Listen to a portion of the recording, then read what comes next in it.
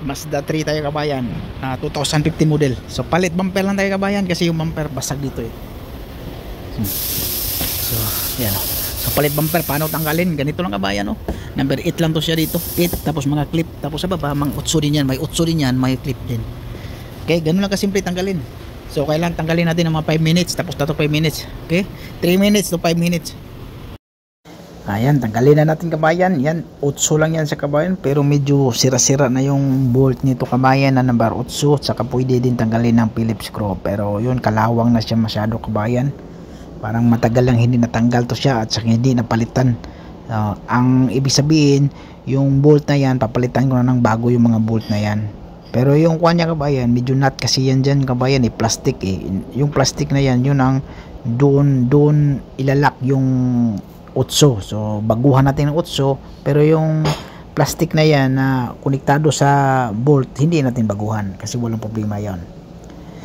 Tapos may clip din yan sa baba. Tapos sa taas, so nasira na yung sa taas din kabayan, yung Phillips screw tanggalin, yung dalawa kabilaan sa taas. So kailangan titirahin natin ng machine yan kung paano tanggalin kasi sira na eh. Yan kabayan o, yung clip yan sa kabayan o. Tapos mayroon din sa loob. Yan o. Nasa loob din, tapos tanggal na yan siya. So yan, may kausap akong Canadian kabayan, Quebecois yan siya. Ayan, tapos tanggal na natin. Ayan kabayan, tinanggal ko na kabayan. Yan, mahina yung naputol kasi yan siya kabayan. Nasira kasi Phillips screw yan.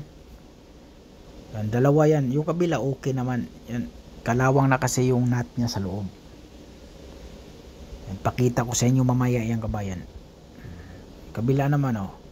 So medyo mahina yung machine natin kabayan oh. Pinalitan natin ng DeWalt. Matibay yan, bago kasi yan eh. Power yan oh.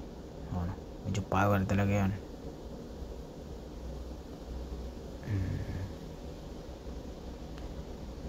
Hindi talaga nakaya, so sisirain natin.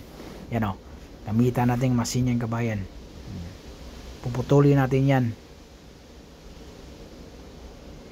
Tapos pagkatanggal ng bumper, pag lagyan natin ng bagong nut doon sa loob, yung washer nut lang yan sa kabayan na. Tapos washer, yung parang clip siya na mayroong nut, yung ibalik natin para mas mabilis. Tapos papalitan na din natin ng bolt yan, hindi na Phillips screw. Bolt na ipapalit natin na 10mm.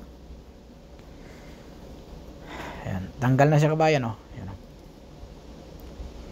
Yung taas pala niya kabayan, yung bumper na taas na yan, hiwalay yan. So hindi na pinturahan yung taas.